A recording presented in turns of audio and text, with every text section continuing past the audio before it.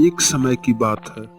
एक छोटा सा गांव संतपुर में दो भाई रहते थे, तरुण और मानव। तरुण बड़ा भाई था और कम पढ़ा लिखा होने के कारण उसकी शादी एक गरीब कुम्हार की बेटी सरिता से हुई थी। तरुण खुद भी दूसरों के मिट्टी के बर्तन बनाने की भट्ठियों में मजदूरी करता था। दोनों पति पत्नी मिलकर कड़ी मेहनत करते थे, तभी उनके घर का चूल्हा जल पाता था। वही छोटा भाई मानव बहुत सुंदर था, जिसके कारण उसकी शादी एक धनी सेठ की बेटी गरिमा से हुई थी। शादी के बाद से ही मानव को अपने रूप और धन का अभिमान हो गया था। मानव हमेशा अपने बड़े भाई को ताने मारता और नीचा दिखाने का कोई अवसर नहीं छोड़ता था। जब भी तरुण उसके घर जाता, मानव की बातें उसके दिल को दुखी कर देती थी। एक दिन तरुण सुबह सुबह अपने काम पर जा रहा था, तभी उसे रास्ते में उसका छोटा भाई मिला। भाई, तुम्हें देखकर तो यही लगता है कि निर्धनता बहुत बुरी चीज होती है। तुम्हारे हाथ तो देखो, कितने कठोर हो गए हैं दूसरों की भट्टियों में काम करते करते, और यह कपड़ा लगता है वर्षों से बदले ही नहीं। मानो हम निर्धन हैं लेकिन परिश्रम से कमाते हैं। ईश्वर ने हमें जो दिया है उसमें संतुष्ट रहते हैं।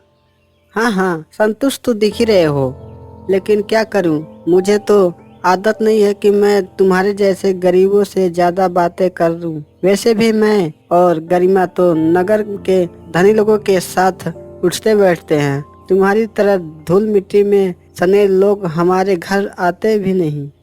तरुण की आंखों में आंसू आ जाती है, लेकिन वह कुछ नहीं बोलता। वह जानता है कि मानव अब बदल चुका है।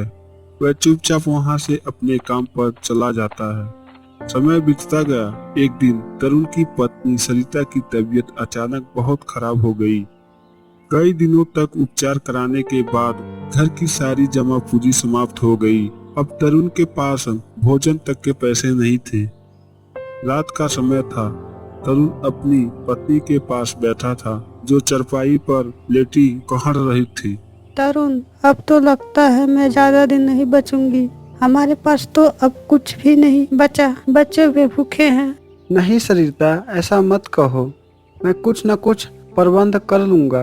मैं अपने छोटे भाई से पैसा मांगने जाऊंगा। अगले दिन तरुण मानव के घर जाता है। मानव चौखट पर खड़ा होता है, जबकि तरुण अंदर जाने की अनुमति मांगता है। मानो सरिता की तबीयत बहुत खराब है। हमारे पास इलाज के पैसे नहीं बचे। बस थोड़ी पैसे उधार दे दो, हम बाद में चुका देंगे।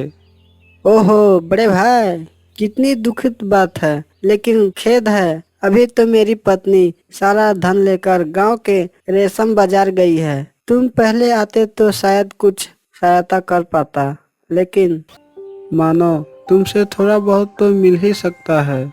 अरे बड़े भाई, यदि मैं प्रत्येक गरीब रिश्तेदारों की सहायता करने लगूं तो फिर मेरा क्या होगा।